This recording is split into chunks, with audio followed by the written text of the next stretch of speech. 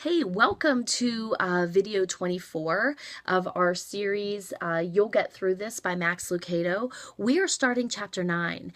And chapter 9, the last chapter was kind of tough, but chapter 9 is somewhat convicting. It is entitled A Splash of Gratitude with That Attitude.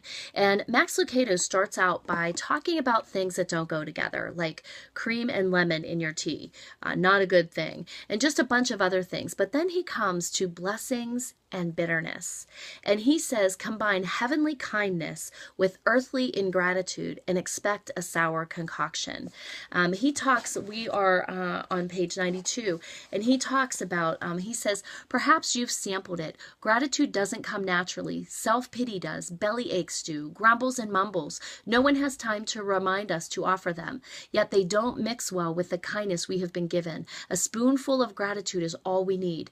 Joseph took more than a spoonful. He had cause to be ungrateful. He was abandoned, enslaved, betrayed, estranged. Yet try as we might to find tinges of bitterness, and we don't succeed. What we do discover, however, are two dramatic gestures of gratitude. And those gestures of gratitude came about as he named his children. One he named Manasseh, for God has made me forget all my toil and all my father's house. And the second born he called Ephraim, for God has caused me to be fruitful in the land of my affliction. So think about that.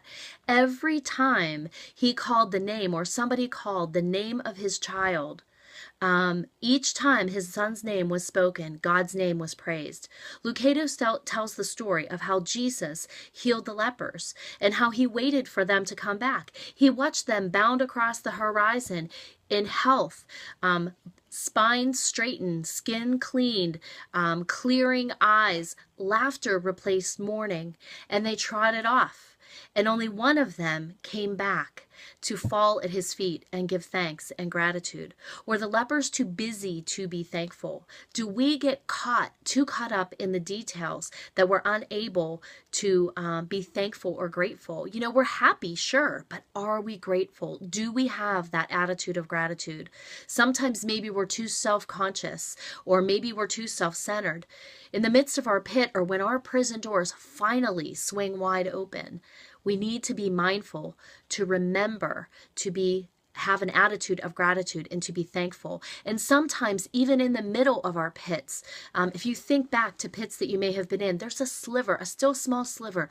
There's sometimes a breathing room. There's sometimes a light that pierces the darkness.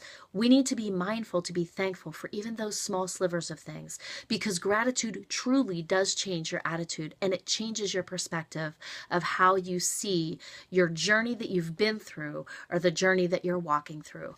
God bless. Take care and have an awesome day.